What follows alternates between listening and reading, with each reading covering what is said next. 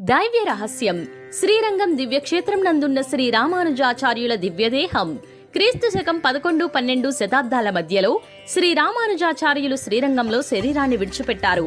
అప్పటి నుంచి ప్రత్యేక లేపనాలను అద్ది ఆయన శరీరాన్ని భద్రపరుస్తున్నారు. పద్మాసనం యోగా భంగిమలో కూర్చుని శ్రీ రామానుజాచార్యులు ఇక్కడ శరీరాన్ని విడిచిపెట్టారు. ఆ కూర్చున్న భంగిమలోని ఇప్పటికీ ఆ శరీరం కనిపిస్తుంది. ప్రతి ఏటా 2 సార్లు ఆయన కోసం కర్పూరం, కుంకుమ పువ్వు శరీరానికి పూస్తారు. ఎర్రని వర్ణంతో విగ్రహంలా మెరుస్తూ కనిపిస్తుంది. హారతి ఇచ్చే సమయంలో ఆయన కళ్ళు, గోర్లు మనం స్పష్టంగా గుర్తించవచ్చు. హారతి వెలుగులలో అవి మరింత ప్రకాశవంతంగా కనిపిస్తాయి. శ్రీరంగం క్షేత్రంలో 4వ ప్రాకారంలో మనం ఈ రహస్యం చూడవచ్చు. కలియుగ దైవం తిరుమల వెంకటేశ్వర స్వామి విగ్రహం విష్ణు రూపమా, శివరూపమా అని వైష్ణవులు, శైవులకు మధ్య ఏర్పడిన వాదోపవాదాలకు రామానుజాచార్యులు పరిష్కారాన్ని చూపించారు. తిరుమల వెంకటేశ్వరుని నిత్య కైంకర్యాలను, సేవలన్నీ కూడా శ్రీ రామానుజాచార్యులే నిర్ణయించారు.